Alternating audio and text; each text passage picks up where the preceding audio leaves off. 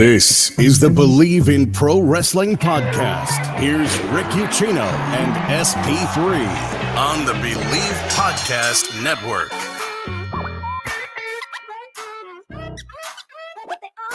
Oh, there's just no better way to start a Tuesday morning than to listening to dulcet tones of Rob Williams and then this banger.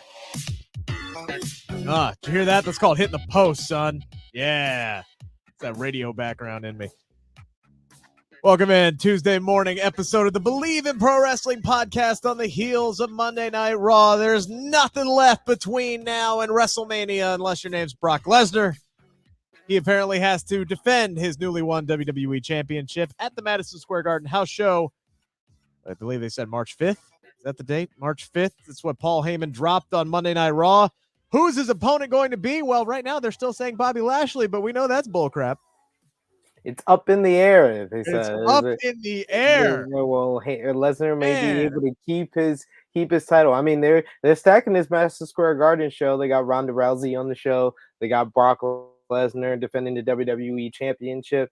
I don't think anybody should expect a returning star or Stone Cold Steve Austin to be the person to verse Brock, but we'll get into that. Yeah, we'll get into that and so much more. Had a number of big-ish returns, some bigger than others on Monday Night Raw.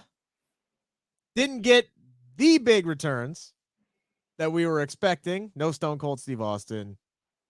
No Cody Rhodes. Edge is back. Always great to see Edge on my TV screen again. Love seeing Finn Balor back as well. He's been gone for a month. And then we got Logan Paul. Logan Paul do anything for you? Logan Paul's the only one that I consider a return. like Finn Balor, he was gone for a month. He took a vacation. Okay, I'm not gonna consider that some big return or smallish. Even I don't consider that a return. He came back. Finn Balor was back. Isn't that the definition of the word return? Is to come back? Not to me. He just Finn Balor's back. Cool. When you say return, I feel like it's a return. That's what WWE. Now we're arguing over semantics here, you know? No, I'm not arguing over semantics. I'm arguing over WWE and their social media and the games they be playing with us and playing with our emotions. It's ridiculous. I love the games. I think it is tremendous gamesmanship on WWE's part just to play along. They're very self-aware of the reports. They know what people are expecting, and I think as long as they deliver in the end, this is all cheeky, good fun that can be had on social media, and it's no big deal. We did get Edge dropping a few teases tonight. He's back. He's out there. He says, hey, look, I'm here to make WrestleMania phenomenal.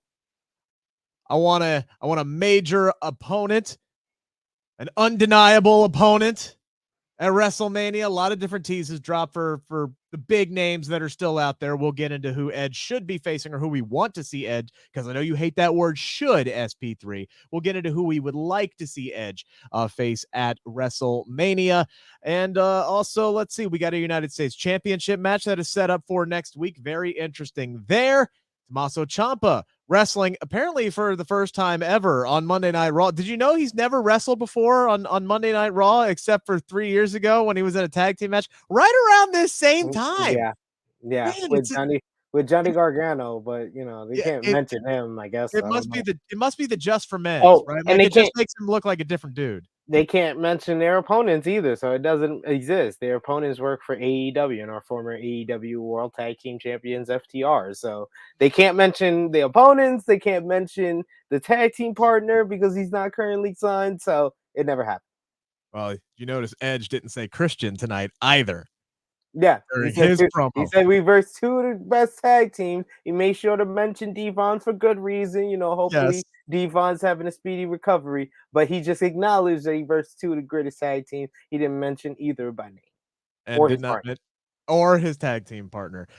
Before we get into all that, guys, football season might be over, and it's a sad time of the year. That first Sunday without football absolutely sucks. But hey, basketball is in full swing, both pro and college hoops. Just had the NBA All-Star game this weekend. Just had, what would you say, the worst dunk contest in the history of mankind, SP3? Would you say? Yeah, it was pretty bad. I didn't want to even watch it. just hot garbage this week. You could have bet on it, though, and you could have bet on it with Bet Online. From all the latest odds, totals, player performance, props, to where the next coach fired is going to land, Bet Online is the #1 spot for all of your betting needs. Head on over to the website, use your mobile devices, sign up today, and receive your 50% welcome bonus for your first deposit. Just use our promo code Bleav. That is BLEAV. And it is not just basketball. Bet Online is your source for hockey, boxing, UFC odds, and it's the best in the business. Sports, right down to your favorite Vegas casino games. Bet Online is your #1 online wagering destination, the fastest and easiest way to wager on all of your favorite sports and play your favorite games. Bet Online, where the game starts. And I do want to start today, as we are officially on the fast lane, I guess, to the road to WrestleMania here. There's no stops in between. There is no actual fast lane pay-per-view. There is no any other kind of roadblocks or anything. They could throw this out for Brock Lesnar, but this is a glorified house show at Madison Square Garden. He's not dropping the title. Like, let's be honest. He's not dropping the title here. It's all about the build up to WrestleMania. And I'm listening to Edge cut this incredible promo on Monday Night Raw. And he's one of the best at diving back into history and breaking down his accolades, and he gets fired up. And I'm sitting here and he's talking about the magic of WrestleMania season. It's kind of fitting that he brought that up, because I was thinking today, I don't feel that anymore. Like, I can't remember, honestly, the last time that I have felt the magic of WrestleMania season. And I don't know if that's partially due to the pandemic, because, the build up to WrestleMania 36 was just riddled with uncertainty. We didn't even know if we were going to get the dang thing. And by the time it rolled around, it was in the empty performance center and to a crowd of one fan. And it was the industrial one in the damn ceiling. And then the following year, we're still in the middle of the pandemic, and we're talking about crowds and this, that, and the other thing. The magic to me, it doesn't exist anymore. Am I the only one? Like, do you still feel that? Like, I don't know if I've felt that WrestleMania excitement and that WrestleMania magic since back before I got into covering this for a living. Like, do you feel that at all? Have you felt that since you started covering it, or is this just a me thing here? The last time I felt like the road to WrestleMania type of energy is probably the road to WrestleMania 30. I went to the Barclays Center for a Raw before WrestleMania 30, and it was ironically an episode where Daniel Bryan missed, and that's like my favorite guy, so I had to miss him on that one. But it was the week after he got beat down by like the Authority. They did a whole interview, and you just felt the energy. It felt like WrestleMania season, but like the following year, WrestleMania 31 over delivered. It beat expectations, but that's because the road to WrestleMania was just trash. WrestleMania 32, that was highlighted by Shane McMahon and the Lockbox and versing The Undertaker inside Hell in a Cell. WrestleMania 33, nothing was really exciting. They kind of ruined one of their more exciting programs with Kevin Owens and Chris Jericho by putting it lower on the card.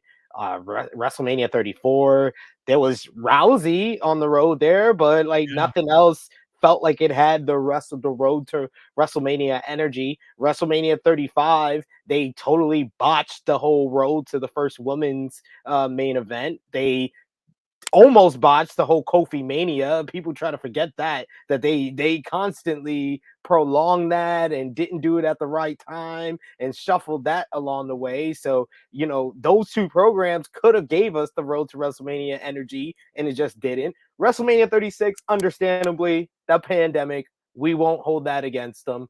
WrestleMania 37, no, because we were still in the pandemic Thunderdome era on the road to WrestleMania, so you couldn't really feel the energy. And now we got fans back, and it's still not there. And like, I'm a huge Edge fan, and like halfway through the promo, I'm like, this is captivating, going over your history and stuff. But all in the back of my mind, I'm like, I hope they do know that the only way this promo is going to be looked at as great is if someone comes out and answers this challenge.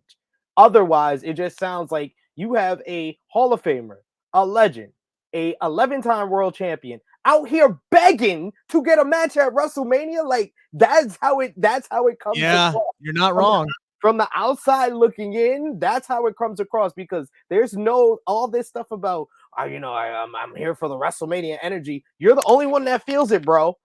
And then when no one answers your call with all those teases, it just sounds like you're begging, and no one wants to verse the Hall of Famer at WrestleMania. So not only do the fans not have the energy, it seems like the superstars don't have the energy, because this dude is not even a full-time superstar. He's a part-timer, and he's showing more passion about WrestleMania than no one who wants to answer this call. Like, it's just, it was baffling. It was really baffling. Like, I was like, yo, like, when he said phenomenal, I was like, hit AJ Styles music. Just Immediately. hit it. Just hit it. Just hit it. Just go for it. Just give us what we want, right? Yeah, Like, just give us what. Don't try to prolong it. Don't give us the Edge spotlight promo and you think that's good enough. No, because we need something to give us WrestleMania energy. Bianca and Becky did their best tonight. I would say they did the best out of everything on the show to feel like it was going into WrestleMania. But when everything else is just so soulless and without that energy, that also feels empty as well by circumstance. I think a lot of it this year, right? Because this should be the year where, for the most part, we're back to normal, right? Like the Omicron wave is finally like dying down, and hopefully we're finally out of all this BS. But like everybody's just kind of moved on at this point. We're not going to talk about whether or not that's the right thing. It's just what people have done, and this should be like the big return to normalcy. We're going to have 100,000 people at Jerry's World, back-to-back nights, putting on the biggest show imaginable, and your top 3 matches are rematches. Like, in all seriousness, like, we've seen Brock and Roman a bajillion times. They've all been good, but we've seen it a bunch of times. Bianca and Becky, this is going to be their 4th match. I get the story's great and it's there. And again, I agree with you. I thought their promo exchange was the exchange of the night. And I hope that they progress to move forward with something else, because they laid a great foundation for something that can turn into some magic heading into WrestleMania.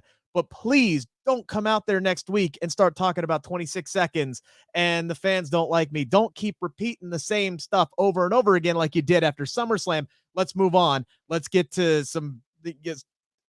break some new ground. All right. You did it. You reminded everybody tonight. That's the foundation. Let's build upon that for the next few weeks leading into WrestleMania. Don't just give me the same layer over and over and over again. But that has the potential to be something special leading into WrestleMania season. Babyface Brock is great. Edge's promo was fire. But yeah, I mean, it's like there's nothing there yet that just gets me overly excited to go, man, I can't wait to get to Dallas, Texas. I'm still excited because I'm going to go there. It's going to be WrestleMania in person. I can't wait to do the media rounds. But it's like, as a fan, I'm wondering, like, what is there to get overly excited for me to go down to Texas? Because I just don't feel it right now. Like, I was just thinking, like, why couldn't they give us the same type of feeling and energy that they gave us when the fans came back? You remember that couple of weeks, you had the first SmackDown back and you had the energy of that crowd. Then you had Money in the Bank with John Cena's return, the road to SummerSlam. SummerSlam felt big. You get Becky return, you get Brock return. Why can't we get some of that? Like, this is the first show after your last pay-per-view after WrestleMania. I mean, before WrestleMania. So why can't you give us? You didn't give us anything after Royal Rumble. Nothing really happened. You just set up Elimination Chamber. Then you're after Elimination Chamber, and nothing really happens. Here, you bring back Edge after 3 weeks off. Like, yeah, that's not a return. That's just he just came back for WrestleMania season. Took a couple of weeks off to get ready.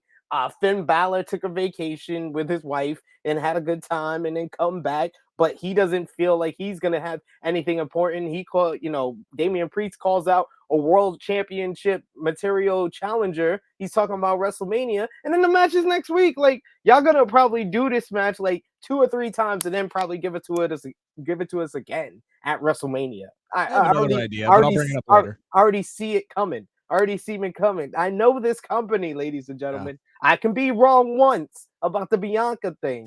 They came through on it, and I'm thankful for that. But I'm not wrong many times.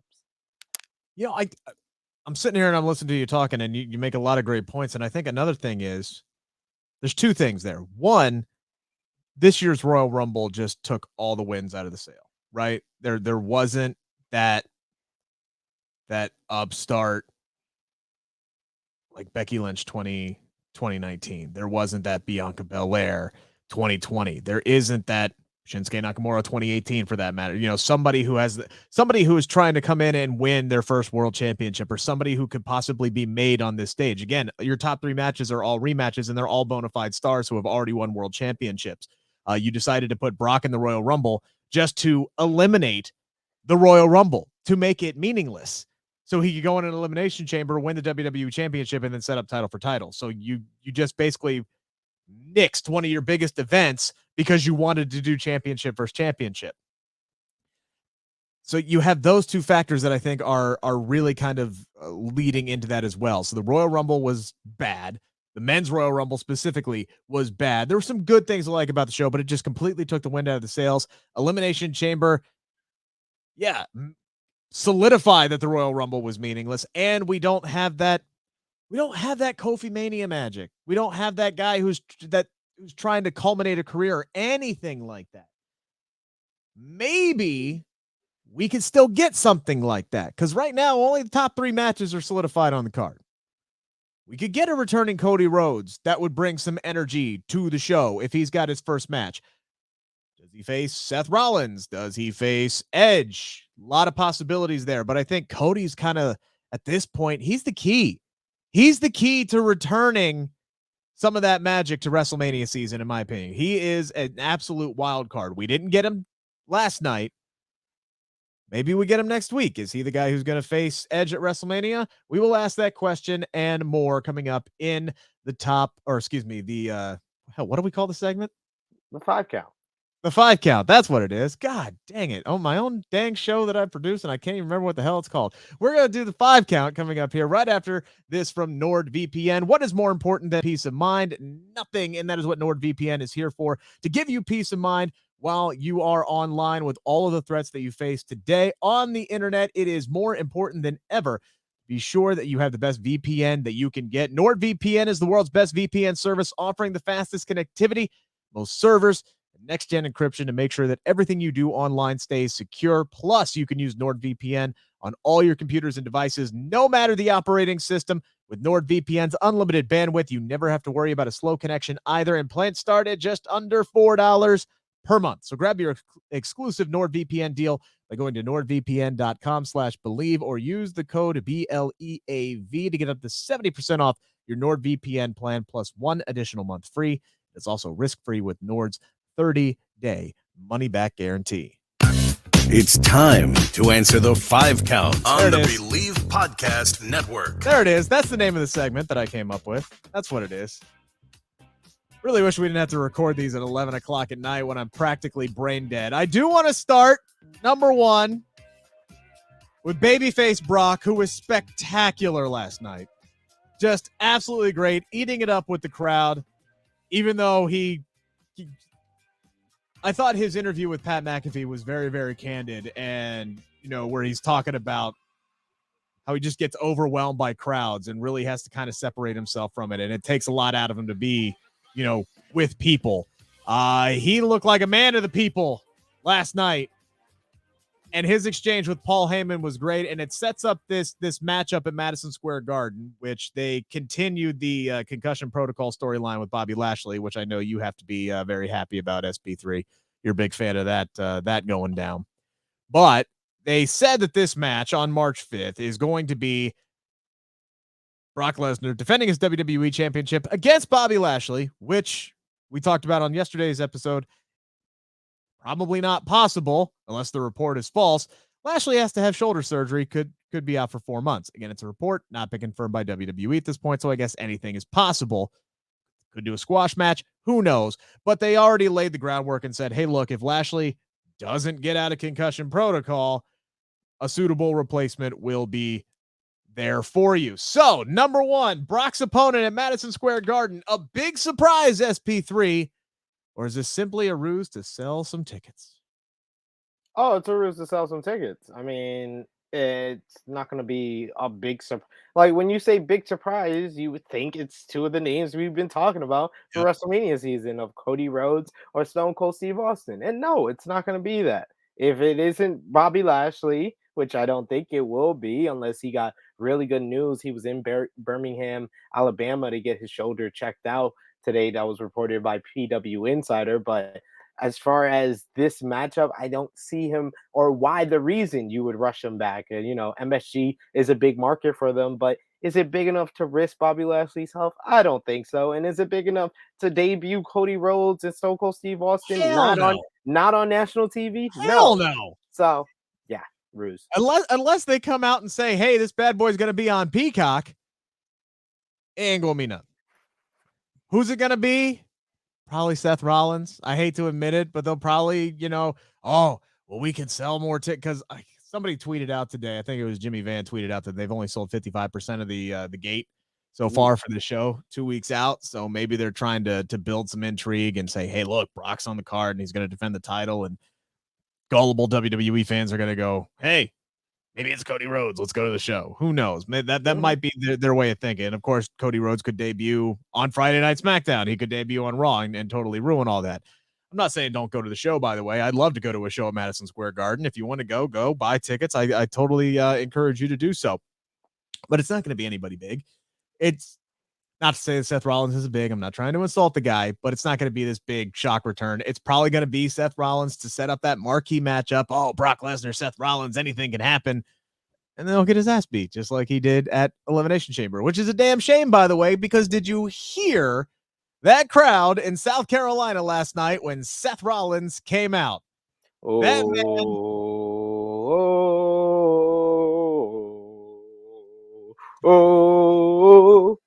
It has taken a lot of time. It has taken a lot of work. But Seth Rollins has got that character over. He's got the crowds eaten out of the palm of his hand. They could make this babyface turn official like that, and he could be the top guy on Monday night. It could be Monday Night frickin' Rollins if they really wanted it to be again. But damn it, man, they just had to do title for title. I think that's another reason that's taken the magic away, is like there's not their own WWE championship storyline that's going on. I would be excited as hell if Seth Rollins and Big E were feuding over the WWE championship. I really would. I think that would be a great marquee matchup for Big E heading into WrestleMania, especially if he was trying to win the title back. Maybe if he did lose it to Seth Rollins at day one of the Royal Rumble, Big E's trying to get his redemption and he could win the WWE championship at WrestleMania. I would love that. I would be all for that. But no, we don't have that. Right now, we don't know who Seth Rollins is facing at WrestleMania. He's got a tag team title shot with Kevin Owens in a couple weeks. That ain't going to go anywhere because Kevin Owens is reportedly fighting Stone Cold Steve Austin at WrestleMania. So I don't know what Rollins is going to be doing, especially if Cody Rhodes possibly has a date with somebody else at WrestleMania, say Edge. We talked about his fiery promo and he laid out all those teases, dropped those keywords, drop phenomenal, drop undeniable. There was one other one, but it's escaping me at the moment. Fighting demons. Yeah, there you go. Basically Edge laying out the guys that he would want to face and then continuing WWE's, we're going to tease Cody Rhodes at any turn that we can. But there's some options there. Is it going to be a main event? No. Is it going to be a hell of a fight? Yes. Is the build for it going to be good no matter who the options are? Probably.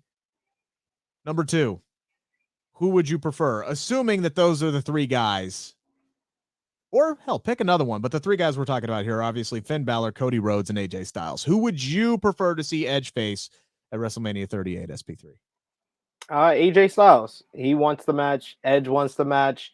I know they can deliver. And this is the only way AJ Styles is going to have an important match at WrestleMania. So I think that Seth Rollins, I think that Cody has a better option in Seth Rollins for what he wants to be. If he's going to come into WWE to just be a heel again, it's like, why did you leave AEW? That's the whole thing. Like you said, you didn't want to turn heel. That's why the fans turned on you, is because you didn't want to just turn heel and give them what they wanted.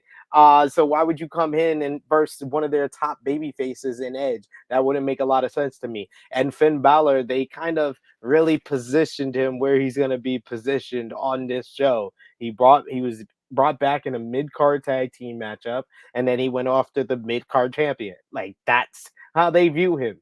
That's how they view him, ladies and gentlemen. I think we just need to get that clear. This was just a tease. So I feel like the right choice is AJ Styles. I agree. I think AJ Styles is that for all the reasons you said. AJ Styles is the match that Styles wants. It's what Edge wants. It's what the fans want. The second that Edge dropped phenomenal, you saw that little smirk. You saw that little eyebrow raise. Like that to me was the nod. And I agree with you. It's like, just freaking hit AJ Styles music and let's go. Maybe Styles wasn't back. Maybe he didn't want to go to the show after Saudi Arabia. Who knows? There were a lot of people who were absent tonight. They didn't capitalize on Alexa Bliss's big return at all. She wasn't even on the show tonight. So, but traveling back from Saudi Arabia, okay, I'm going to give them a pass, and maybe they gave a couple people the night off. That's fine. 2 becomes a habit. All right, let's hope that both AJ Styles and Alexa Bliss are back next week. But more importantly, you know me, I'm a big picture guy, right? I'm a big picture guy, and I'm trying to think of who on the roster is a world champion caliber opponent, kind of like what Damian Priest was talking about, that really hasn't faced this new version of Roman Reigns in a while. And I keep going to the fact that AJ Styles has enough equity built up.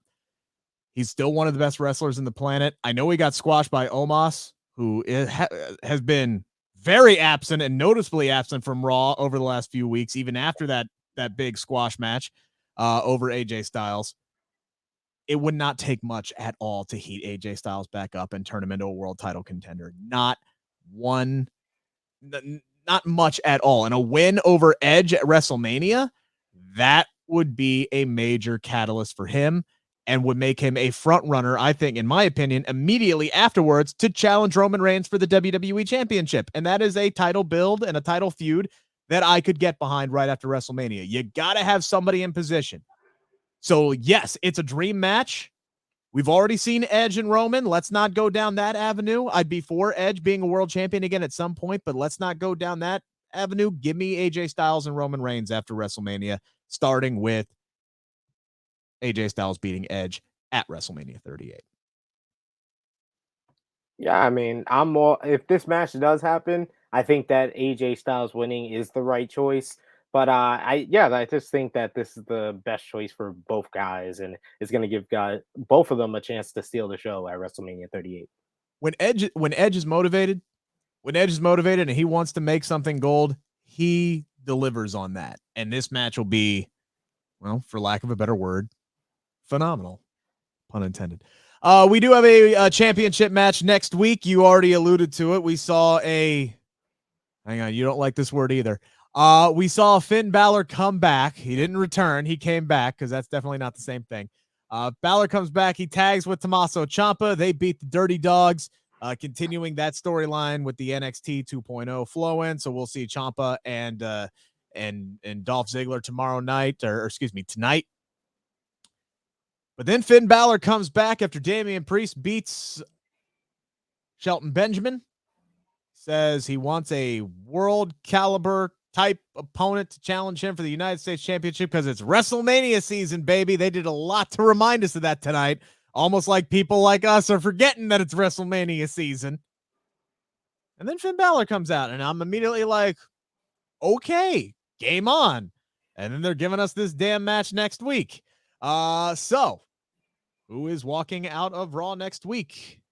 Question number 3 here on the 5 count, because that's what we call this segment. Who's walking out as United States champion next week? Is it Finn Balor or is it Damian Priest? I mean, if they want to make things interesting, and if this is going to be the program that they take to WrestleMania, then Finn Balor should win. But I don't think that's the route they're going to go. I think that Damian Priest loses by disqualification because he lets the Damian out. And this does eventually lead to them versing at WrestleMania, where the Demon has to come out to face Damian. Oh, fuck. Why did you put that into the atmosphere? Why? That didn't even cross my damn mind that was going to happen. You just had to put 2 and 2 together. Oh, Demon and Damian, because you have your freaking Vince hat on, and that's exactly what he would do. Damn it! Mm-hmm. Don't need it. Don't need it. I was kind of hoping maybe tonight would be the start of them saying, hey, look, this Damian shit ain't working with Damian Priest. Maybe we can move away from that. It kind of looked like they were moving away from that because we haven't seen a whole lot of promo work out of Damian Priest. We didn't really see Crazy Eyes tonight, even when Cedric Alexander got involved in the match. We didn't see Crazy Eyes. So I'm thinking, hey, maybe they're moving away from this. Oh, hell. Now all of a sudden we're going to get Damian Priest and Finn Balor. That might actually be a good match. That might be a good story. Maybe they're starting to turn things around for Damian Priest. And now all of my hope has gone out of the window in one damn sentence from Sid Pollard III. Damn you to hell. I'm glad I can help. I'm here to help, ladies and gentlemen. I'm here to bring y'all to the reality that is this company. This company. You have to think like them. It's the best thing for you. Is it? I was in a much ignorance is bliss. I was in a much happier place thinking, oh man, you know what? It would be interesting if Finn Balor won the United States Championship, and I wouldn't be mad at it. I really wouldn't. Damian Priest has had a nice long run where has it been great? Not from a booking standpoint, but at least he's been winning matches. He's had the United States title. He's defended it. There have been worse United States Championship runs. Look at Shinsuke Nakamura's, because they give that man titles, and they don't do anything with him. At least they did stuff with Damian Priest. It wasn't all great, but they did stuff with him. Nice long run. I wouldn't be mad if it ended. And then, yeah, that could be a nice little program. Maybe a mix in Tommaso Ciampa. I thought that would be really interesting. Right before that match ended with Damian Priest and Shelton Benjamin last night, because everybody was talking about Champa and Finn Balor and what a great tag team that would be. And I would agree. I would love to see that tag team on Monday Night Raw. No question about it. But then I started thinking, I was like, man, we got Damian Priest, we got Finn Balor and Tommaso Ciampa. That would be a hell of a triple threat match for the United States Championship at WrestleMania if Tommaso is moving up to the main roster. We'll get to him in a moment. And then Balor comes out, and I'm like, well, shit, we're already 2/3 of the way there. Let's go. Let's heat this bitch up and head toward WrestleMania and give me that triple threat match that I want. No, you're right.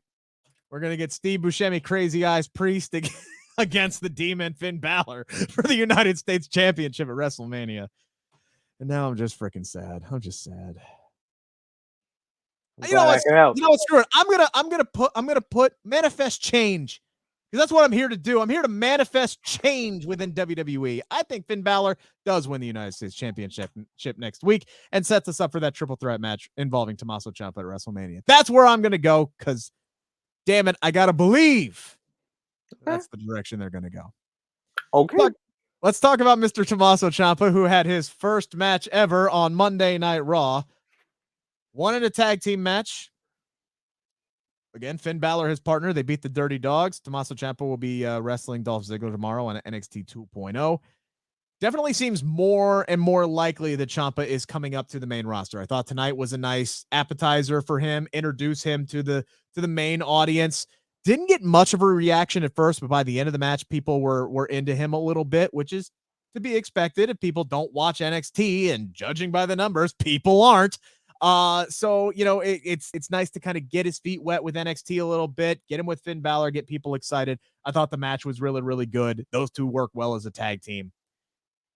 I'm excited for the prospect of Tommaso Ciampa on the main roster, but I'm also very, very nervous for very obvious reasons. So I will ask number 4 here. What is, if the move is made official, what do you think Tommaso Ciampa's ceiling is on the main roster?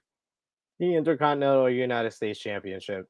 That's his ceiling. He's never gonna sniff the WWE or Universal Championships. Maybe he'll get a Cesaro like title shot like 10 years, 8 to 10 years into his main roster run, like Cesaro did. Maybe he'll get into Elimination Chamber. Maybe he'll do that like Mike Knox. Mike Knox did that, so he could probably, Tommaso Ciampa could probably do that. But I just don't see this company going for someone that looks like Tommaso Ciampa. He's not that tall. He's a small stature guy. He's a great in-ring worker, but he is also in his late 30s. This is not the age that, this is the age that some people they will invest in, like a Riddle who's like 37, 38, and Damian Priest who's like 39 going on 40. Yeah.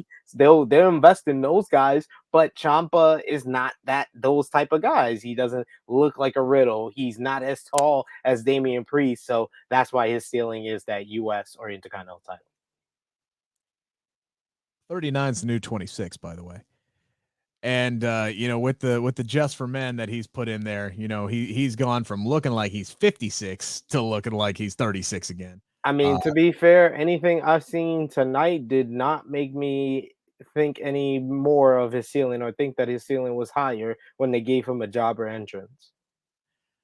They were late coming back from the commercial break. All right. Like, I think timing. timing. Yeah. They were late. No, they were early. They meant to film him just in the ring.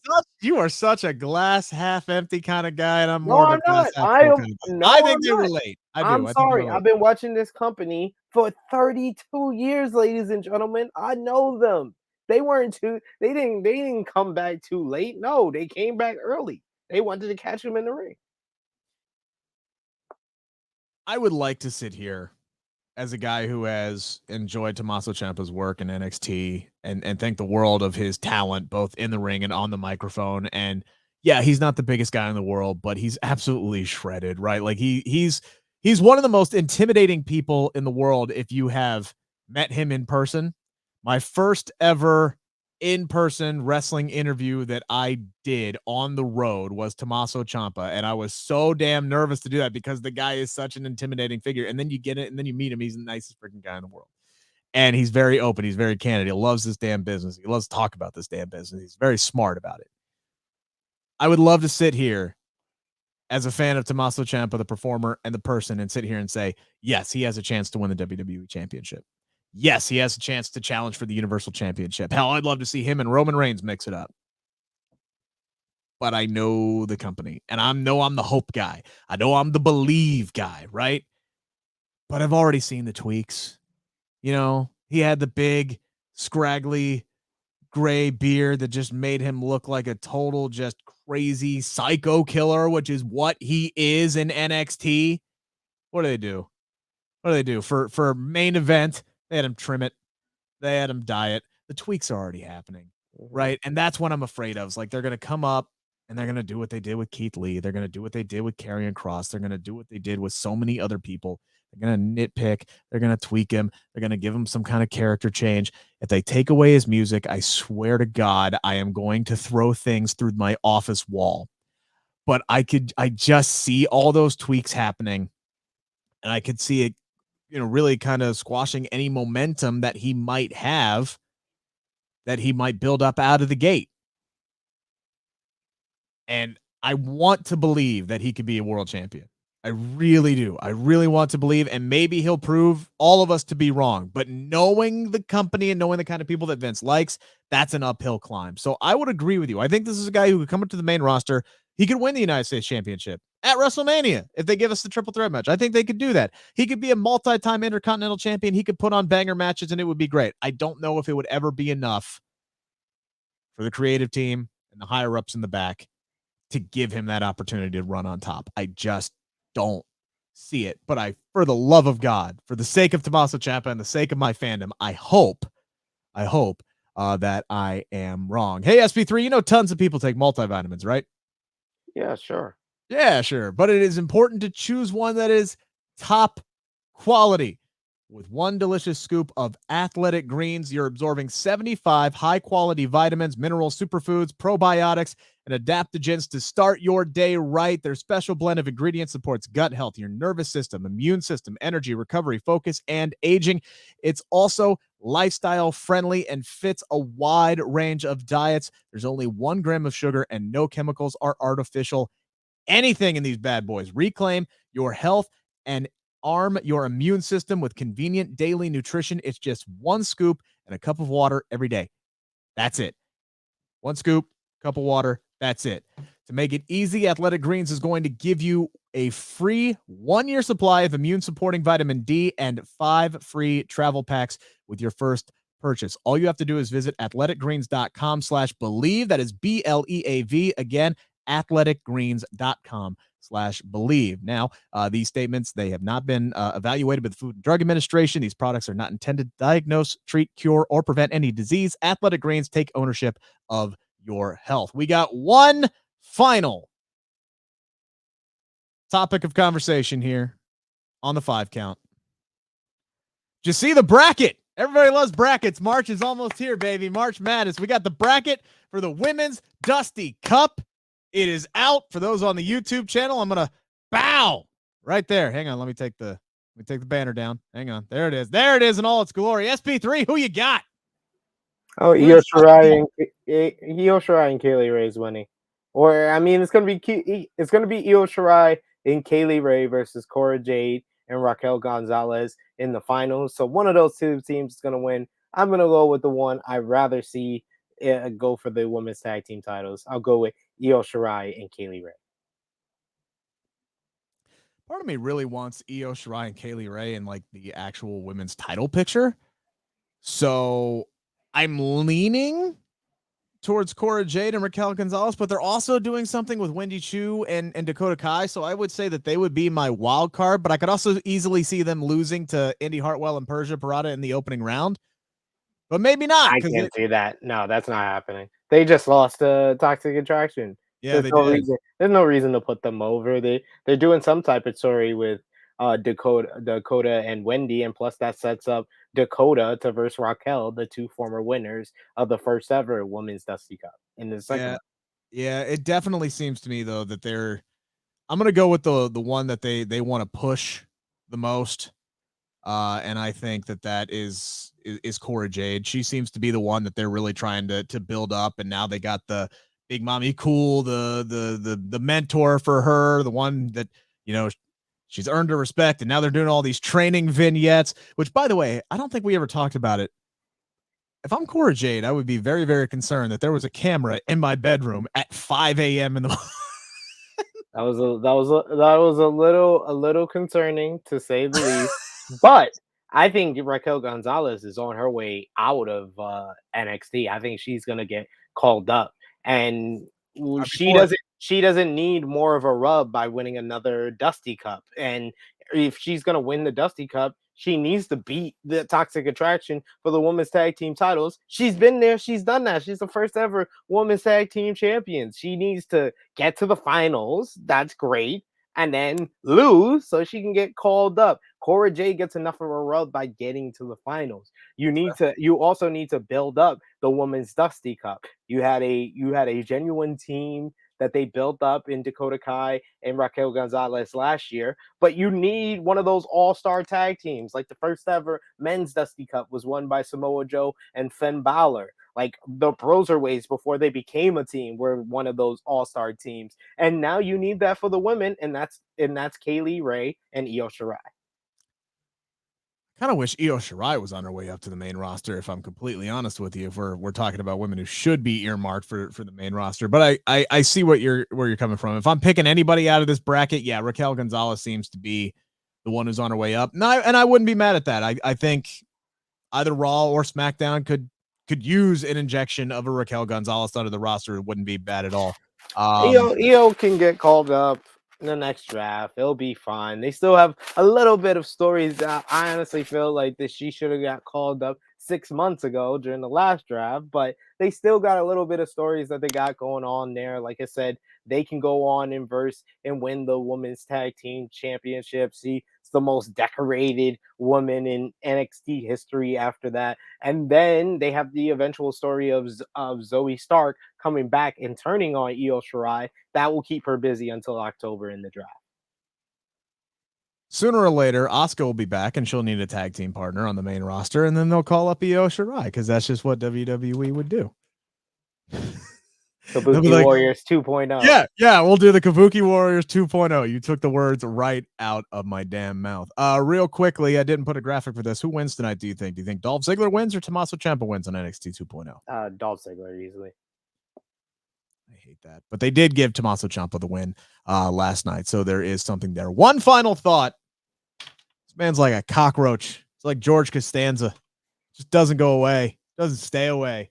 Great report coming out that Drake Maverick, who was released by WWE for the second time in a year, late last year, is now back with WWE again, except this time in a creative role. He has been working for the last 3 or 4 weeks with the Raw creative team. And look, I'm happy for this move. One, the man, an extremely talented and extremely creative mind like Drake Maverick, gets to keep getting a paycheck, which is great.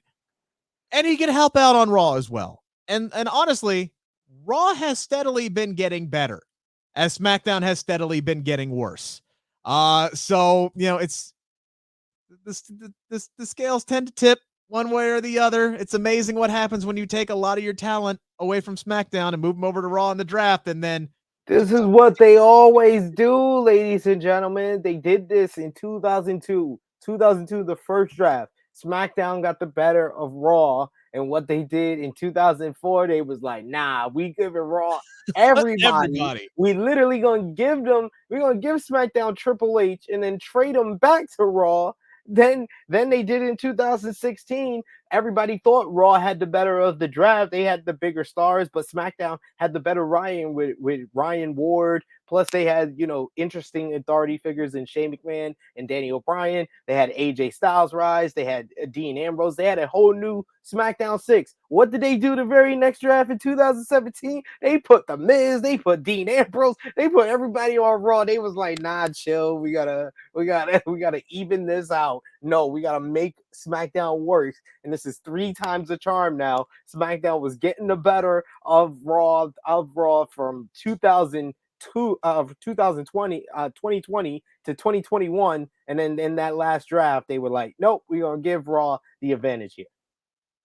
You're gonna give Raw everybody, because all Fox wanted was Ronda Rousey and Roman Reigns and Charlotte Flair. Yeah, the Fox executives might rethink their thinking on that one when the draft rolls around back in October. But anyway, this is good news for Drake Maverick. I'm happy for Drake Maverick. He's someone that is very funny and humorous. You kind of see his touch. Like, I really like Alpha Academy, everything Alpha Academy has been doing lately, even their little promo segment. Look at this face.